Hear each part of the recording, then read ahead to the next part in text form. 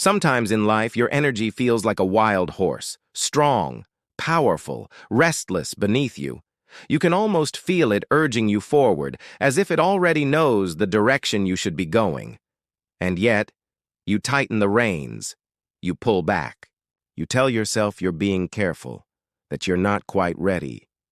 But deep down, the truth is harder to face. You're not afraid of falling. You're afraid of what might happen if you actually let that power run free. This fear of your own potential is a human psychological concept called the wild horse effect. It happens when we fear our own energy more than we fear inaction. Psychologists call it a form of self-handicapping, the tendency to hold ourselves back in order to avoid the risk of overreaching, making mistakes, or losing control. But the irony is that your brain burns more energy trying to contain that force than it does riding with it. Imagine standing with every muscle in your body clenched for hours. Eventually, you collapse, not because you ran, but because you never moved. The wild horse effect robs us not by throwing us off course, but by keeping us still. And stillness can be the most dangerous place to stay. The answer is not to let the horse run recklessly, but to learn to guide it. You can harness momentum without being consumed by it. You can set boundaries without building cages. Once you realize you can steer your own energy, you stop fearing it and start using it. Because the only thing worse than falling from a wild horse is never leaving the stable at all. There's another human psychological concept called the shadow chaser. This one is more subtle. It's when what drives you forward isn't the pull of the future, but the push of the past. You think you're chasing dreams, but you're actually running from something behind you. A mistake, a painful failure, a moment when you felt humiliated, small, or powerless. You run fast, but you keep looking back. You keep checking to see if it's still there. And the more you look, the more convinced you are that it's chasing you. Psychologists call this rumination, the habit of replaying negative events over and over until they start to feel like current reality. Dr. Susan Nolan-Hoxhama's research at Yale University showed that people who ruminate excessively are more likely to suffer from anxiety, depression, and impaired decision-making. Why? Because your mind becomes so focused on what was that it stops engaging with what is. But here's the truth about shadows: they can't hurt you. They can't outrun you. They can't even touch you. Because they exist only when you are in the light. When you stop running from them and turn to face them, something strange happens. They stop being monsters and start being maps. They remind you of where you've been, not where you're doomed to go. And once you face them, they stop chasing you altogether. According to another human psychological concept called the anchor drag, it's not always the past that holds you back. Sometimes it's safety. You've got the wind at your back, the map in your hand, the ocean stretching endlessly in front of you. But your ship doesn't move. Why? Because the anchor is still down. The anchor drag is rooted in loss aversion, a principle discovered by Daniel Kahneman and Amos Tversky, which shows that humans feel the pain of loss about twice as strongly as the pleasure of gain.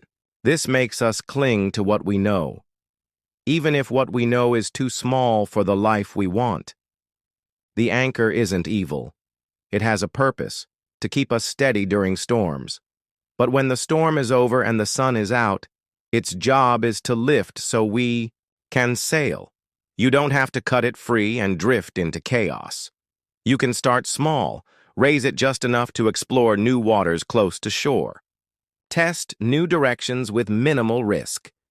Each small voyage will make the horizon less intimidating and more inviting. And one day, you'll realize the harbor was never your home. It was just the place you learned how to sail. Then there's another human psychological pattern called the empty lantern. You set out with your light burning bright, full of determination. But as you travel, you start to fear running out. So you dim the light. You conserve your energy. You slow down thinking, I'll save my full power for later when I really need it. But later never comes.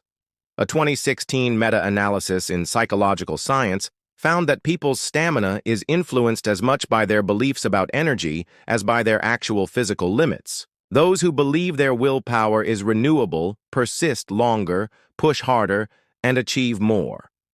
The empty lantern effect happens when fear of depletion causes us to conserve energy to the point of stalling. The solution isn't to burn yourself out, but to refuel as you go. Rest isn't a reward for finishing. It's the fuel that keeps you moving. Another striking human concept is the glass cliff. Imagine being given an incredible opportunity, but it's at a moment when the risk of failure is higher than ever. You're already standing on a ledge made of glass, where every step feels dangerous. This concept, first identified by Michelle Ryan and Alex Haslam, describes how people are often placed in precarious positions where the stakes are highest and the margin for error is smallest. The danger of the glass cliff is that fear can make you overcautious. You play it safe, avoiding bold moves in hopes of avoiding mistakes.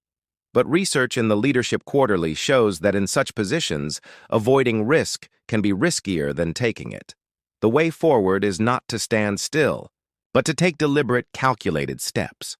Progress, not paralysis, is what keeps the glass from shattering. Then there's the echo chamber of doubt, when your inner critic's voice starts bouncing back to you from the people around you. Over time, those echoes grow louder until they feel like the truth.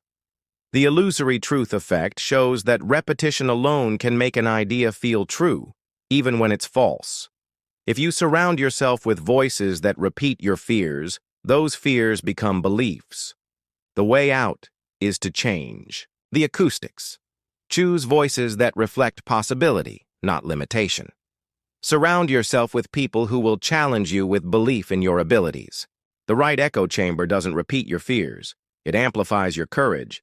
There's also the rusting gear, which is what happens when we resist change for too long. Stillness might feel safe, but unused skills corrode. Neuroscience confirms that when we stop practicing, the neural pathways that support our abilities begin to weaken. And the longer we stay still, the harder it becomes to move again. But the opposite is also true. Even the smallest motion keeps the machinery alive. You don't need massive change overnight. Just turn the gear a little every day. The tiniest movement is still progress, and it keeps you ready for the moment when big opportunities arrive. Then comes the mirage finish line. You're running hard, getting closer and closer to your goal, but as you approach, it moves further away. This is the result of hedonic adaptation, our tendency to quickly return to a baseline level of satisfaction, even after big wins. Without celebrating milestones, your brain never gets the completion signals it needs to stay motivated. The solution is to create real finish lines along the way. Celebrate the small wins. Mark the progress. Let your brain feel the victory before you move the target further. It's not about stopping. It's about fueling the next sprint with the pride of the last.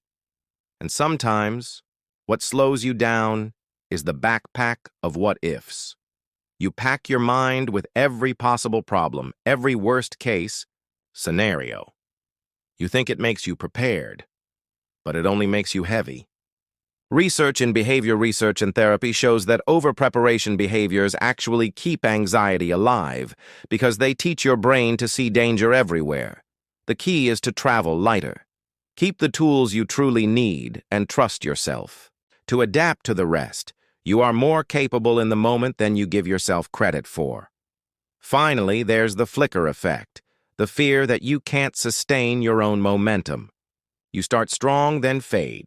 You tell yourself, "Why bother? I'll just give up again." But willpower isn't the secret to consistency. Structure is, habits are, implementation intentions, the if X happens, then I will do Y plans. I make it possible to keep moving even when the fire is low. The goal is not to burn bright every day, but to never let the flame go out. Fear will always be there. Fatigue will always be there. Failure will always be there. But they don't have to define you.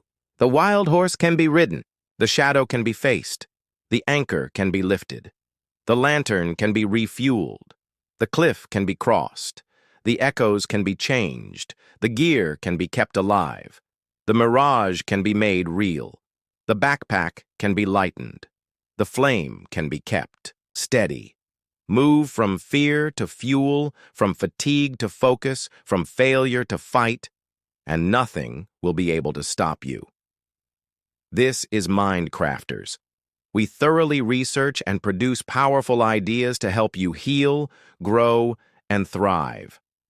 If this inspired, you like, subscribe, and turn on the bell to never miss your daily dose of motivation.